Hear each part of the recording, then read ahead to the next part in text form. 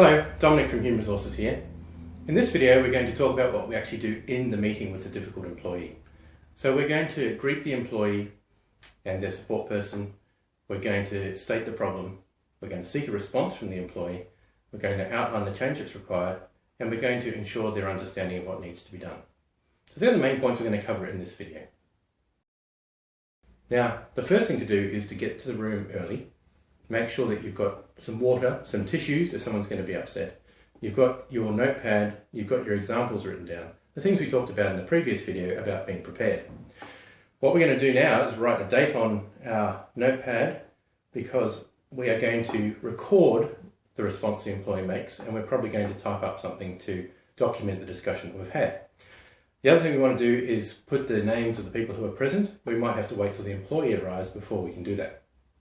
The next thing we do is we greet the employee and their support person. We sit them down, ask them if they want a drink.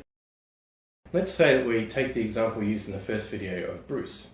So we're going to talk to Bruce. The first thing we want to do is to explain to the support person that they're here to support Bruce and they can have a break in the meeting and go and have a discussion if they want to. This might be particularly useful if it's a lawyer or a union representative. Sometimes they want to be seen to have some input in the whole thing. But it's also important that you as the employer or the manager are able to have the discussion with your employee. So it's explaining to the person, the support person, that the meeting's not their meeting, they're here to support the person that you're speaking to. So just set down those guidelines at the start of the meeting, it makes things go a little bit more smoothly. Now if we take Bruce, we can say to Bruce, well, the reason that we're meeting you today is because we have a formal complaint about your swearing, and also you're calling people nicknames in the workplace. Now, you might also want to give some examples. You might use the dates, or you might use some of the things that were said. And then you ask Bruce to actually make some sort of response to that. Now, let's say, for example, if you remember from video 1, Bruce is an employee of 15 years. He'll say, everybody knows me. I've been here for years. Suddenly it's become a problem. It's never been a problem before. Who's been making these allegations? I bet it's that young person, so-and-so. Well, there's a bunch of things to deal with there. Obviously, there's some aspects which are relevant to the discussion. If we as a manager have allowed someone to behave in a certain way, then we do bear some responsibility for that.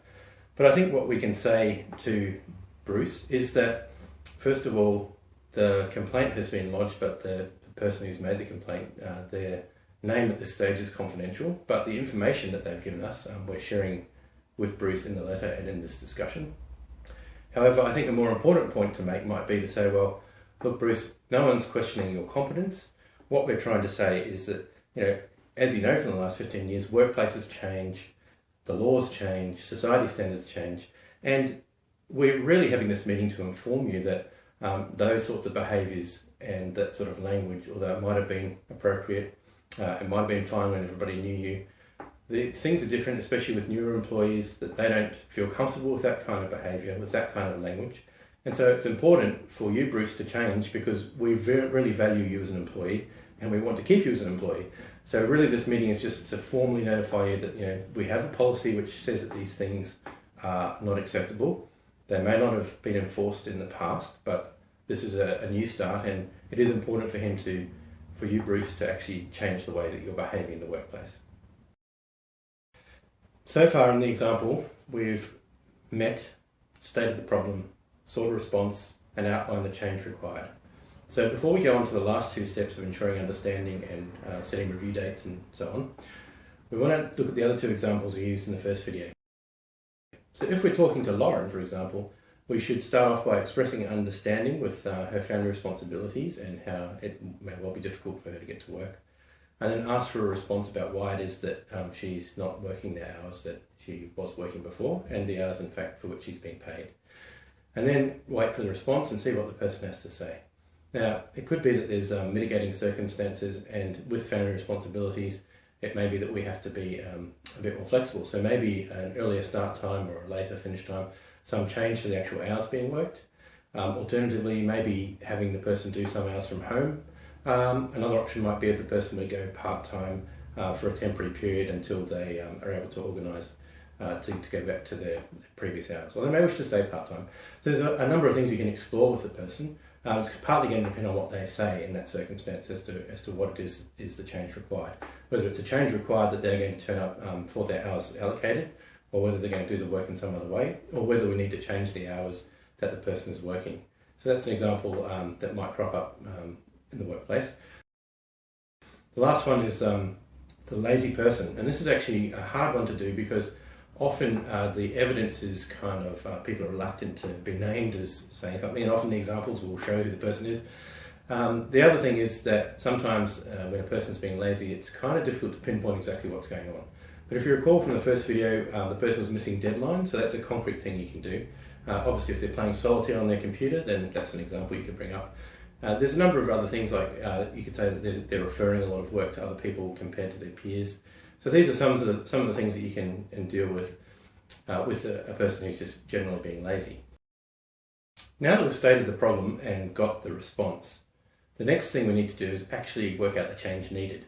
Now, we can also take a break in the meeting if we need to have a think about what it is we're going to do, but usually we'll come into the meeting prepared enough that we've got a reasonable idea of the kinds of things that we want to have changed. So in the example of the lazy person, obviously the solitaire's got to stop, the missing of deadlines has got to stop.